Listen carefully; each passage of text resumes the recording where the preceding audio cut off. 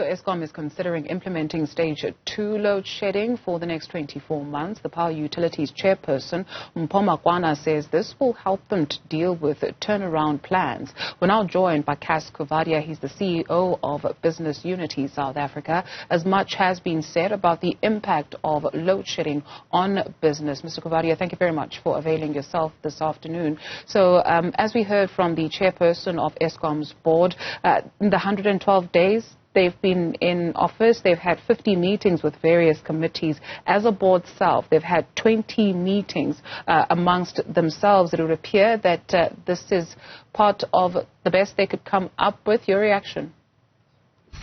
Well, I think that having made an announcement that they'd have stage 2 load shedding for the next 2 years is a way of managing the impact of the load shedding. We've always said as Busa that load shedding will not come to a stop immediately. Even the president's plan, which we commended, which needs to be implemented with urgency, will only begin to bear fruit in about 2 to 3 years' time, and load shedding will continue for that period.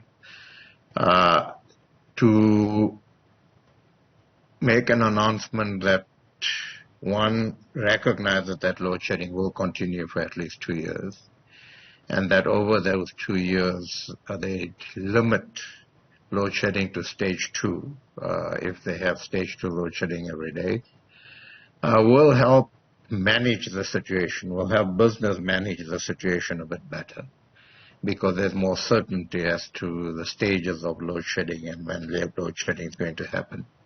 But it obviously doesn't ameliorate the situation. Costs are still there. It impacts on business continuity. It's still a severe impact on small, medium enterprises. But we have to see this within the context of the dire crisis we are in. And this is simply a way of ameliorating the crisis we are in to the extent that it can be ameliorated. And so I think that it would bring about more certainty, and it would help manage the situation and plan a bit better. But the focus should be on doing what we need to do to enable private sector generation of energy far more quickly and far more effectively, to create the environment for that, to sort out Eskom's grid so that it can manage greater amounts of energy generation by the private sector, and to, in 2 years' time or so, to ensure that we do not have load shedding at all. Mr. Coovadia, how do you allay fears from some sectors of society that believe that the private sector's inclusion in the provision of energy will make it simply unaffordable, especially for the working class in South Africa? Well, given the price of energy at the moment, given the way Eskom is operating and the fact that the public is having to pay for Eskom's problems, if you look at the consistent applications for rate increases, we don't believe that this will be a situation where business involvement in energy generation will have negative impact on an impact on pricing. The price and cost of renewables has gone down over the last few years. Different forms of energy are being looked at, from utilization of hydrogen to other forms of inputs. And businesses' interaction with government are on the basis that we would certainly work with government and work with Eskom, who will still be a player, to see how best business gets involved, to ensure that we manage costs to the extent that we do not exclude people from provision of energy.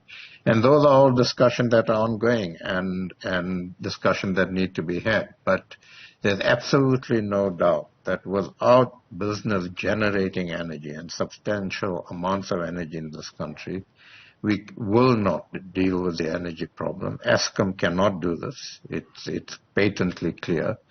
And we need to manage this process in a way that actually takes into account the fact that we have poverty in this country, we have inequality in this country, and we cannot exclude people from access to energy, and business will work with government to manage this as best we can.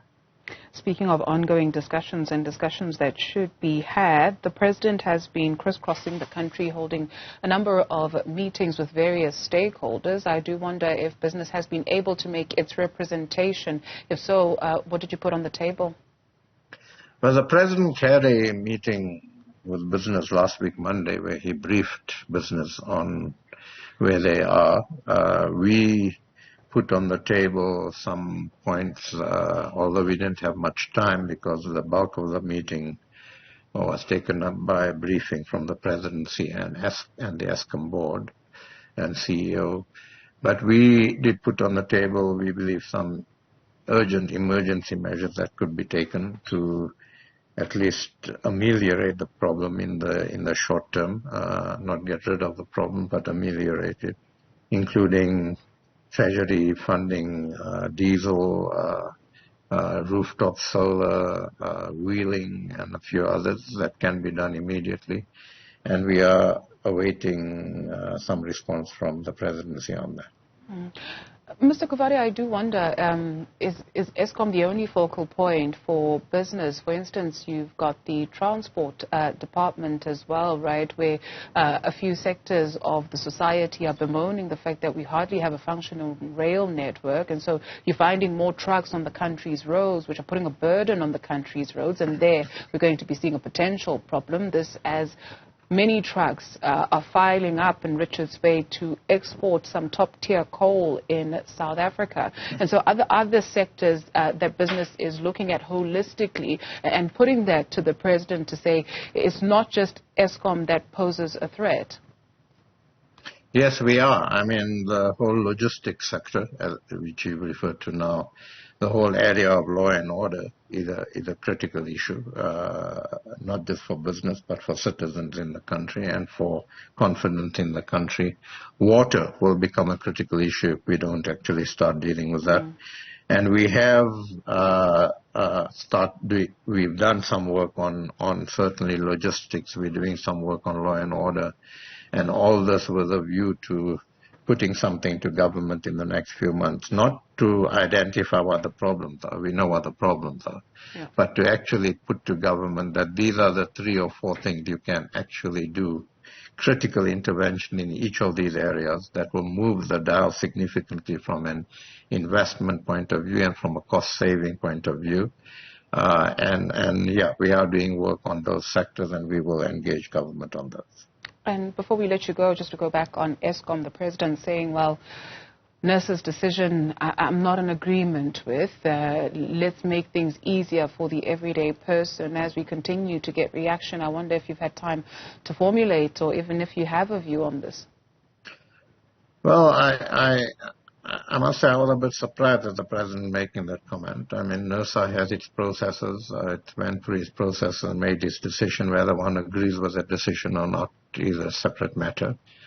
But I think that we do need to be careful that we do not flout processes and we do not flout the roles that particular organizations and regulators need to play and override those regulators when they arrive at certain decisions. One needs to engage with NERSA, certainly, on the decision they arrived at. But I think for the executive authority to make such a comment and try to get a regulatory authority to change a decision it has arrived at is problematic. And I think that we need to be careful that we don't cross those lines. CEO of Business Unity South Africa, Cas Coovadia, thank you very much for your time this afternoon.